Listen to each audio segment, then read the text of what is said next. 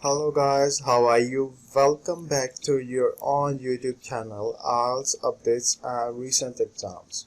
For more updates related to our recent IELTS exam writing task topics, listening, reading, practice test on daily basis.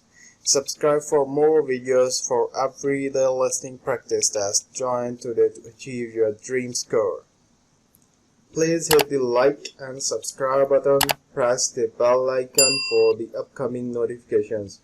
Don't forget like, subscribe and share my YouTube channel and my Facebook page, IELTS Updates and Recent Exams. Now look at Part 1. First, you have some time to look at questions 1 to 4.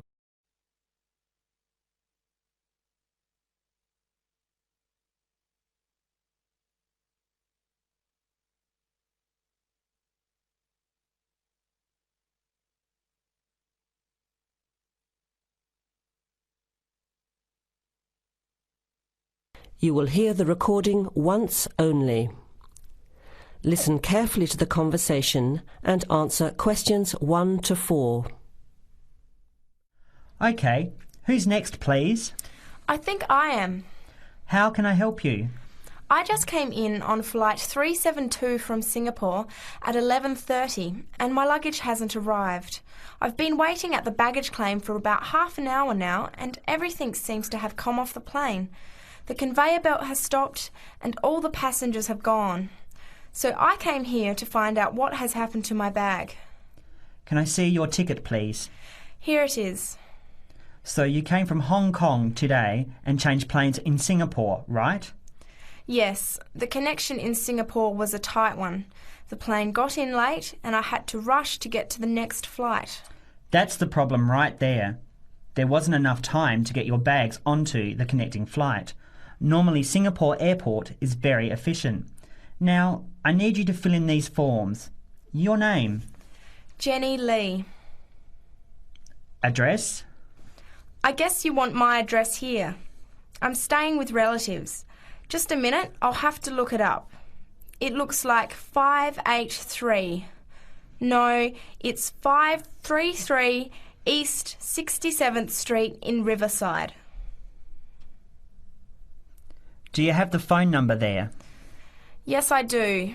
It's 93014269. So you came in on Qantas Flight 392. Do you know the number of the flight out of Hong Kong? Let me see. I think it was Cathay Pacific 900 or something. Oh yes, it says here, CX912. Before you hear the rest of the conversation, you have some time to look at questions 5 to 10.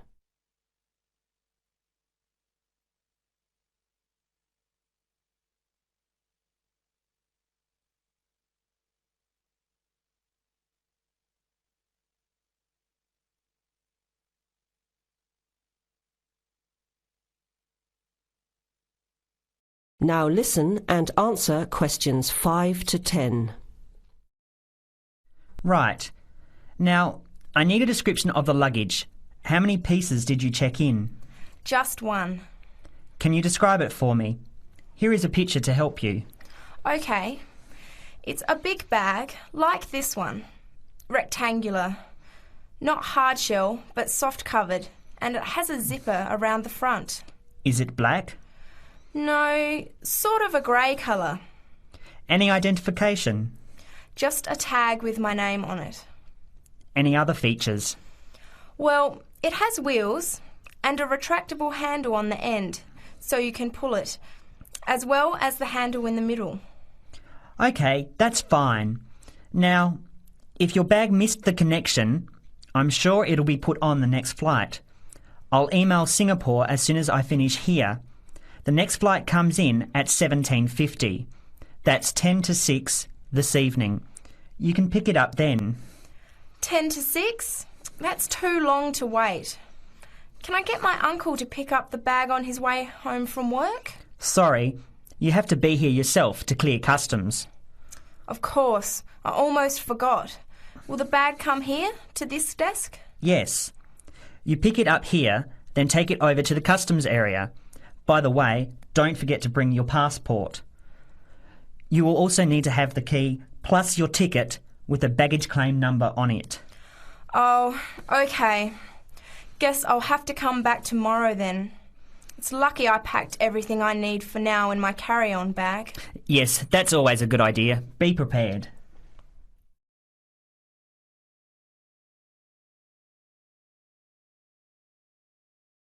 That is the end of part 1.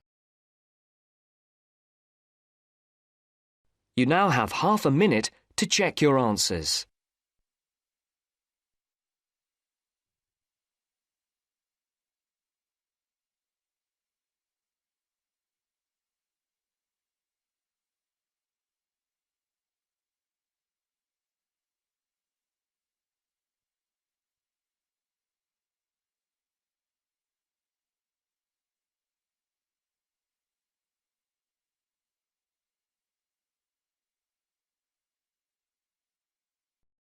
Now turns to part 2.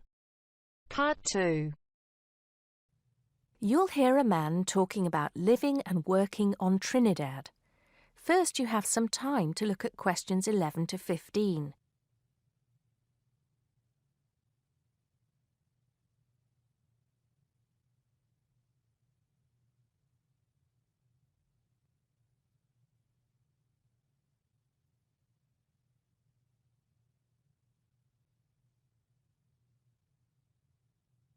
Now listen carefully and answer questions 11 to 15.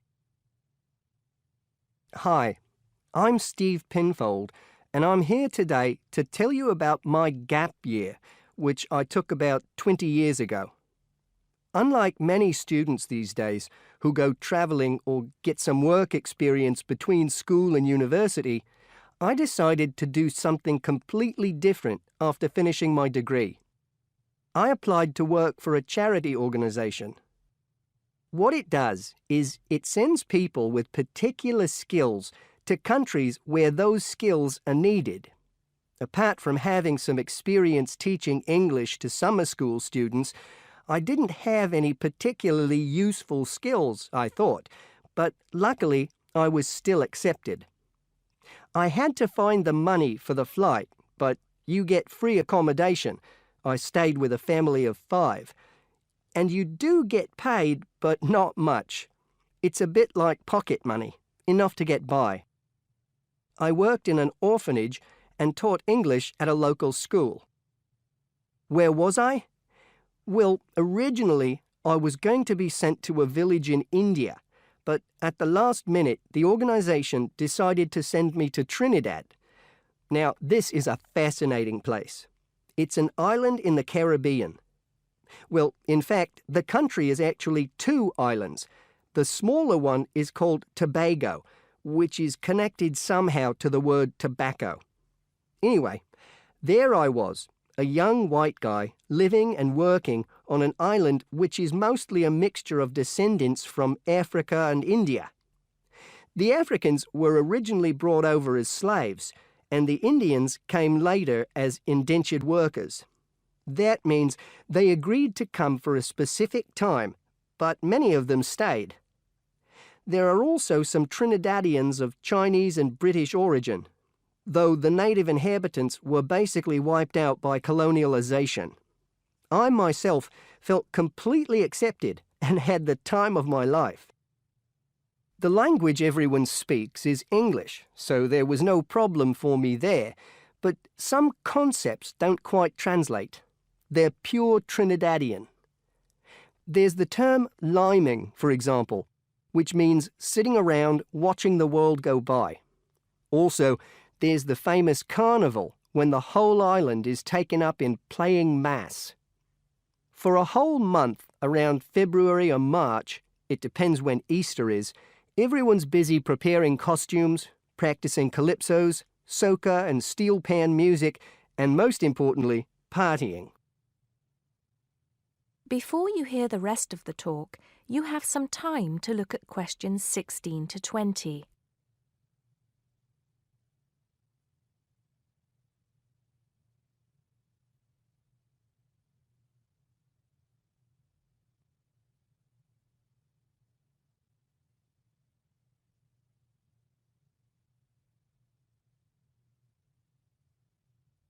Now listen and answer questions 16 to 20. When the actual official carnival starts, it's days of 24-hour dancing in the streets. In Trinidad, it's called whining. You've probably seen this sort of thing on TV, in the more famous carnival in Rio, or even at the Notting Hill Carnival in London. Many people joined bands, each one of which has a theme. For example, the Sea or Jungle Fever, and they have costumes designed and made to go with the theme. These can cost $1,000 for the king and queen of each band. They're incredible. The whole city is a non-stop party zone full of colour and sound. It's serious too. The bands are in competition and the winner gets $1 million. Sorry, I got a bit carried away with those memories. Back to my real job there. The orphanage was called St. Augustine's, and that's also the name of the place where it was, St. Augustine, a town just outside the capital city, Port of Spain. I didn't have any particular job description, just to be with the children and tell stories, sing songs and play games. Oh, and we also went camping in the jungle once. I could tell you a few stories about that particular escapade. Every time I arrived at the gate, kids would come running towards me, shouting, with big smiles on their faces. The younger children seemed fascinated by my blonde hair and loved to touch it as if it was something miraculous. The English teaching I did 2 days a week in a primary school for 6 to 11-year-olds. The kids may have been poor, but they all wore neat and clean uniforms and were so respectful and enthusiastic. I've now been teaching for many years in different countries, and I still think those were the best students I've ever taught. What else did I do while I was there? I swam a lot. Can you imagine what it's like swimming with dolphins and with pelicans diving into the sea right next to you? More seriously, I trained to be a Samaritan. That's someone who listens and supports people who have problems with their lives. Overall, what I took from the experience was a sense of being in another culture, or rather cultures. As humans, we all share many characteristics, but we express ourselves in various ways. In Trinidad, there are lots of different communities and religions, and so many different kinds of festival to see. Hindu, Muslim, Christian, as well as some rather mysterious African traditions. There are quite a few Rastafarians too. Trinidad is, as Americans are fond of saying of their own country, a melting pot, where everybody is greeted warmly.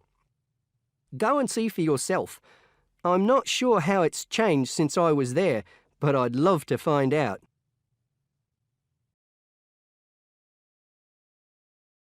That is the end of part 2. You now have half a minute to check your answers.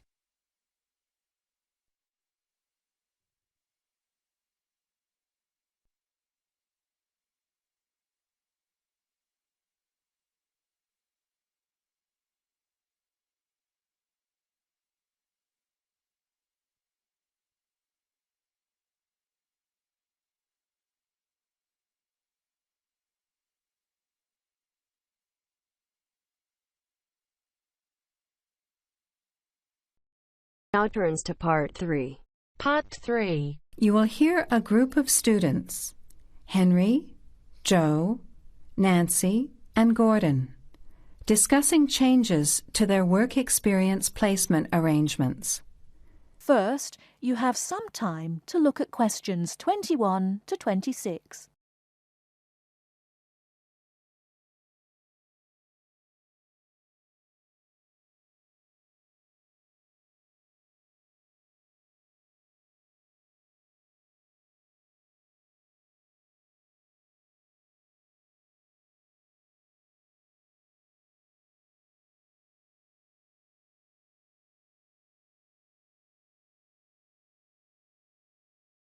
Now listen carefully and answer questions 21 to 26.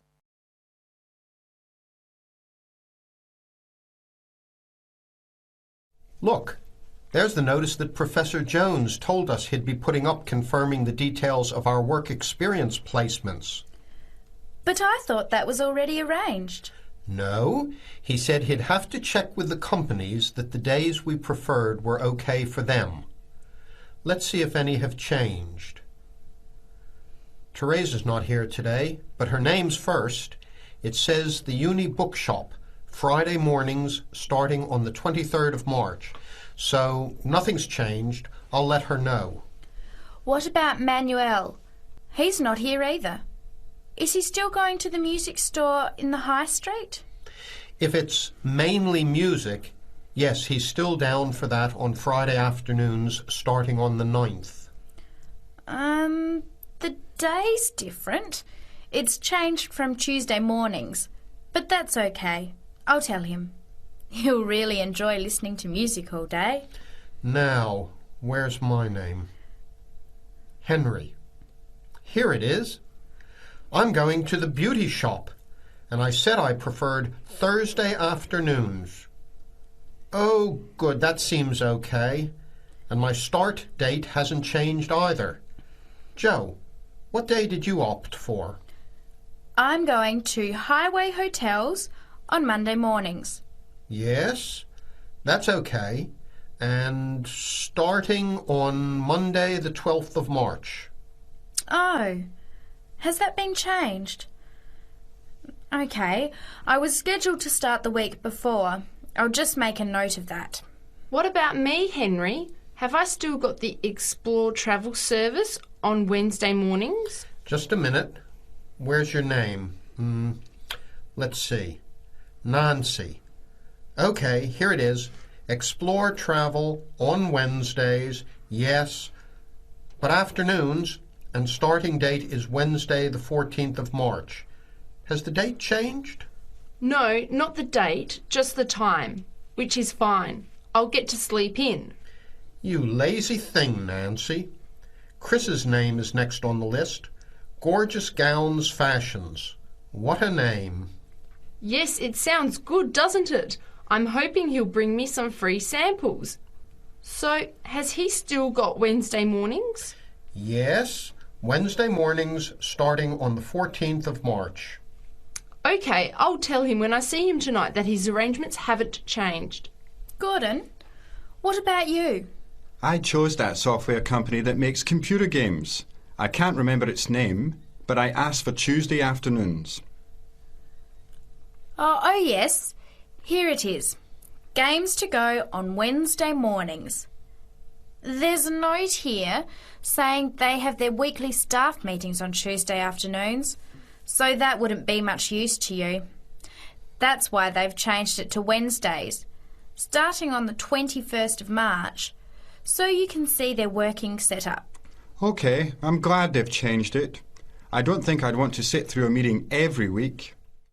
Before the conversation continues, you have some time to look at questions 27 to 30.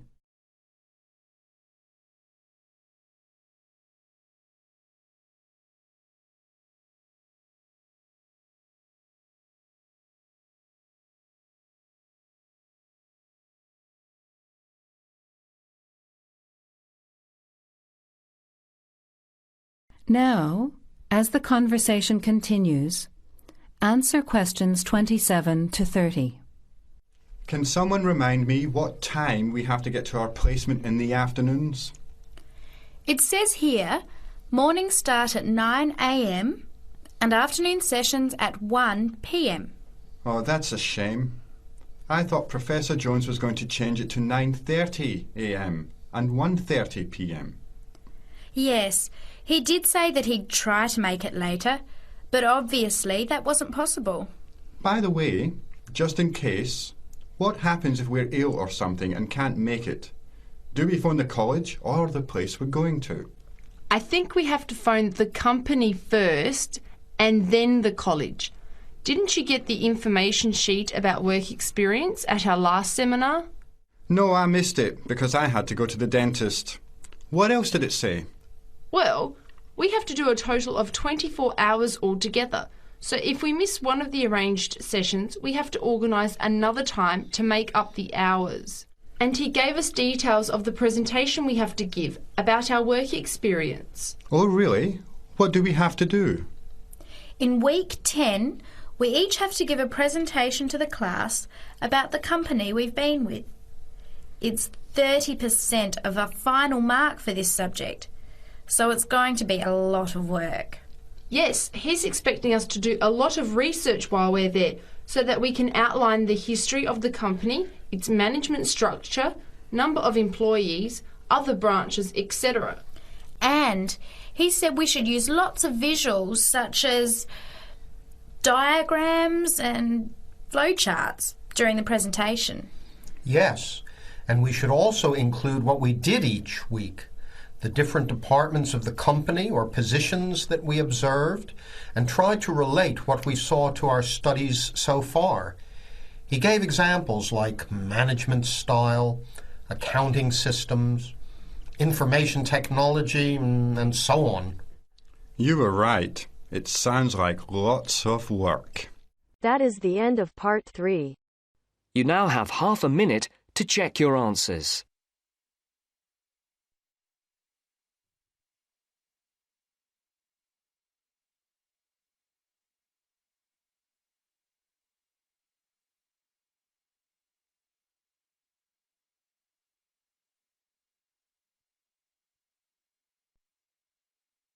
Now turns to part 4. Part 4. You will hear a woman giving a talk at a popular science convention. She is describing research into artificial gills designed to enable humans to breathe underwater.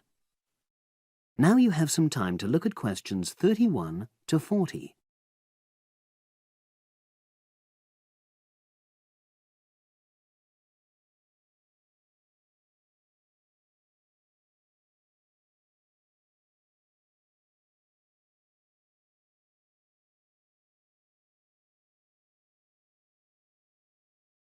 Now listen and answer questions 31 to 40.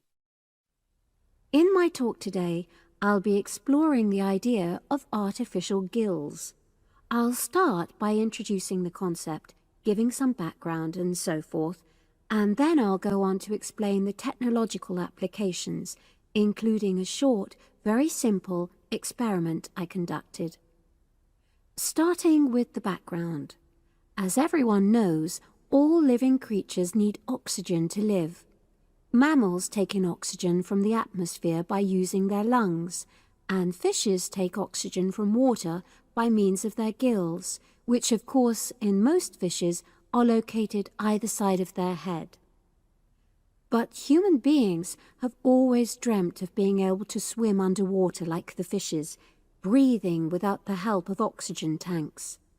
I don't know whether any of you have done any scuba diving, but it's a real pain having to use all that equipment.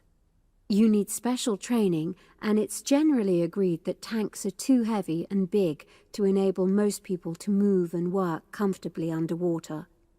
So scientists are trying a different tack. Rather than humans carrying an oxygen supply as they go underwater, wouldn't it be possible to extract oxygen in situ? That is, directly from the water while swimming. In the 1960s, the famous underwater explorer Jacques Cousteau, for example, predicted that one day surgery could be used to equip humans with gills. He believed our lungs could be bypassed and we would learn to live underwater just as naturally as we live on land. But of course, most of us would prefer not to go to such extremes. I've been looking at some fairly simple technologies developed to extract oxygen from water, ways to produce a simple, practical artificial gill enabling humans to live and breathe in water without harm. Now, how scientists and inventors went about this was to look at the way different animals handled this. Fairly obviously, they looked at the way fishes breathe, but also how they move down and float up to the surface using inflatable sacs called swim bladders. Scientists also looked at animals without gills, which use bubbles of air underwater, notably beetles. These insects contrive to stay underwater for long periods by breathing from this bubble, which they hold under their wing cases.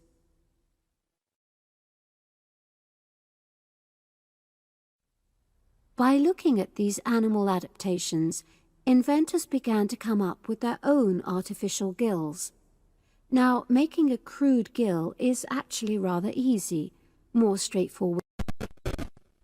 You take a watertight box, which is made of a material which is permeable to gas, that is, it allows it to pass through inwards and outwards.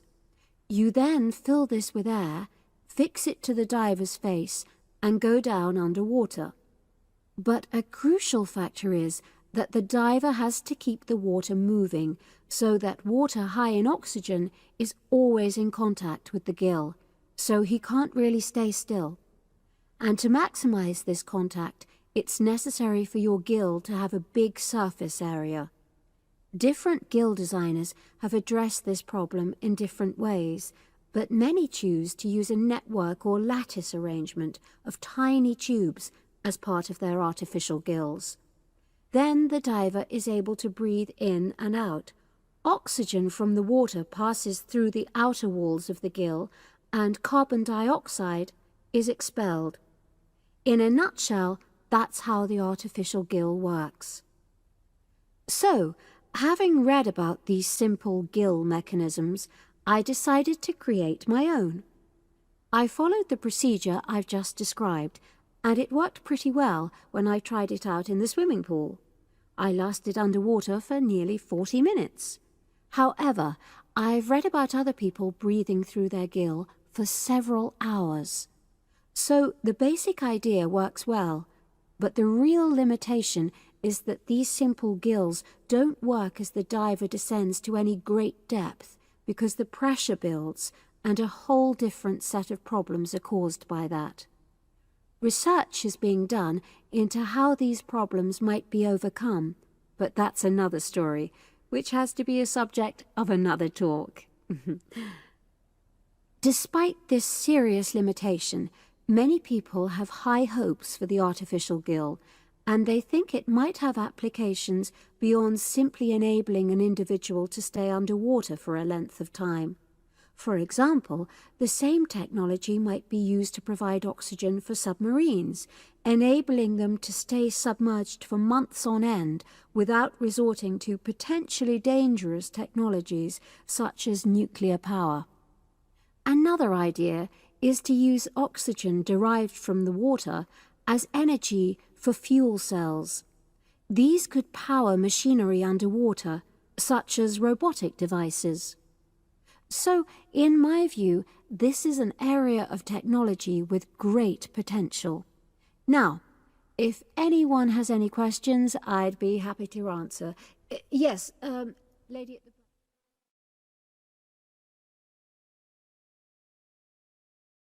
That is the end of part 4. You now have half a minute to check your answers.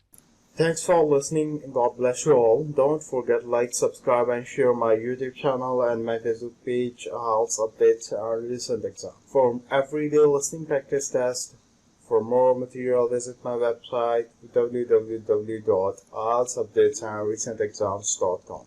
The link is also given below in the description. Please write your score below the comment section. And please like and subscribe my channel for more IELTS listening practice tests on daily basis. Again, thanks for listening. God bless you all.